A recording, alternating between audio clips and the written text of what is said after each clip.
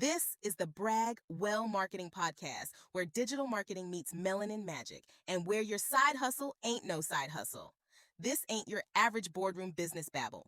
We're talking real talk, hustle, and heartbeats for the side hustlers, the dreamers, the brown sugar boss ladies running empires out of their laptops. I am your hype girl. We're talking Instagram slayage, Twitter threads that trend harder than Drake. We're talking unapologetic authenticity, breaking glass ceilings with our bare hands. We are building brands that slay, businesses that boom, and stories that ignite the damn internet. All right, y'all, what's up? It's your girl, Dearrine. I am back with another episode of the Brag Well Marketing Podcast. For those of you who do not know, your girl is all about building legacy, honey. We are breaking down these stereotypes. We are building brands. And y'all, we are doing it all from the corner of our laptop, okay? So get right into this episode. Today, we are talking about something that is becoming so revolutionary. And I think a lot of businesses and brands are not doing this enough. And I really want to talk on today, queens. All right, all my content queens, mastering the art of storytelling and marketing. Y'all, I went to ILS 2 weekends ago. If you don't know what ILS is, it is the International Leadership Summit. It is put on by TD Jakes Ministry. And I had the opportunity to just kind of walk into a session, and they were really talking a lot about the art of storytelling. And so storytelling is something that I don't think we talk about enough in marketing and kind of how it can impact your brand. So today I want to dive into this. So today I just want to talk a little bit about what are some of the benefits of storytelling in marketing. One, it helps to cut through the noise.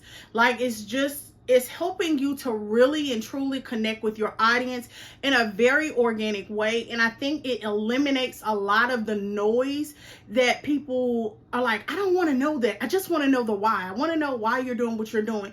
And so it's very intentional and it gets straight to the point. Also, is it helps to build an emotional connection. Because say, for instance, you are working on being more sustainable and you want to talk about that and you want to kind of get to why this initiative is so important to you. So you build a story around what caused you to change your values or why this realignment is so important with regards to your brand and to what you do. And so now your customers, your consumers have an inside kind of connection as to why this is so important to you. And if I'm someone who is really big on supporting brands that are sustainable, that are more conscious of the environment, you're going to have me hooked. As soon as I hear that and I truly see that your actions are lining up with your words, I'm going to have buy-in. Also, another thing that it does is it helps to foster brand loyalty. Again, with creating that picture and the understanding of why your brand does what it does through the art of storytelling, it's going to build a lot of loyalty because right now people are really being conscious with their dollars. With the state of the economy, people are being more concerned with how they're spending their money, and they want to make sure that they are giving to brands and to organizations that align with those missions. So you want to make sure that you're doing that. So let's talk about how do we do that? Like, how do we do that? Also, let's get into the importance of what can I do? What are some things? What are some nuggets that I can do? I hear you saying all of these wonderful things, but what can I do right now to directly support this in my marketing? So one of the things I really want to say is to learn how to craft a good story. So you want to start by building a strong hook. You need to grab their attention. And I'm talking about quickly, because the average rate of people strolling on social media is super fast. So if you cannot connect with that audience in 5 seconds, you're going to lose them. So I would say 5, maybe 7 seconds. You need to have a strong hook. You need to provide some type of solution, some type of problem, do a surprising fact, or some type of relative anecdote. If you guys are not familiar with Risa Tisa really became viral because of her ability to tell stories. And the way she was so successful was that because she was able to invoke emotion out of people. She talked about being in a toxic, she allegedly talked about being in a toxic relationship. And so a lot of people, both men and women, can identify with being in maybe toxic relationships or relationships that didn't work out, or being with a liar. All of these things are so relatable. And so she just started off this 50 video series with her relatable antidote. And again, it also invoked our emotions. So we were just like tuned in. So this is a great way that she was able to do this, and it just proves that that strong hook is so important. The next thing you want to do is have a compelling character. So if the story is not going to be centered around you, maybe it's something that's centered around your brand. Maybe it's centered around a character or a logo or a slogan, but you need to have a compelling character, something that everyone can believe in. So for example, we have Smokey the Bear. Like, if you grew up in the 80s and 90s, you knew about Smokey the Bear, you knew about the importance of forest fires, and he really was a strong character. He had very compelling values, and he just hooked that audience in anytime you saw Smokey the Bear.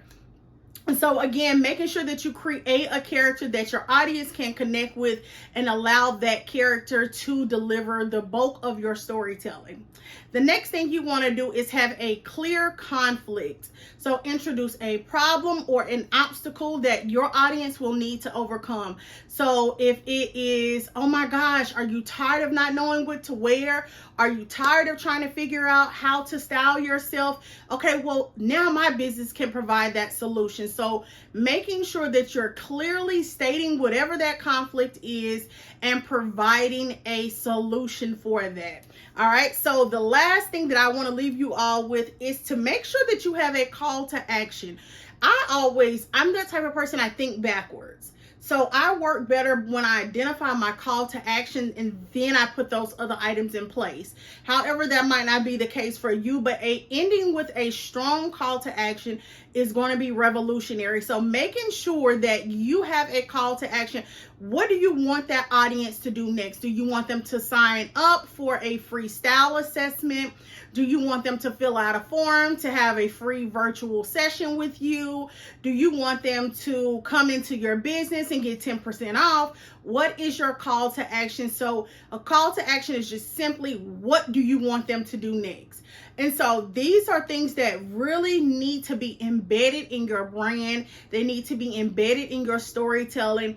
And if you start to make these intentional changes, what you can see is better turnaround. You can see better loyalty with your customer. You'll see, more customer relations. You should see more engagement once you begin to get better with these things.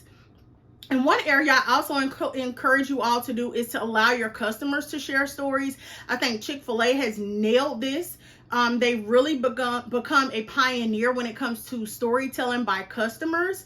They have those little sit-down commercials where they talk about experiences that their real life customers have had when they come into their Chick-fil-A stores. And so I think this has been spot on. I don't know whose marketing idea it is, but it's been a genius because it gives their real customers the opportunity to share their organic stories, and it's not anything that's filled with fluff. And so again, it's another relatable connection to their audience.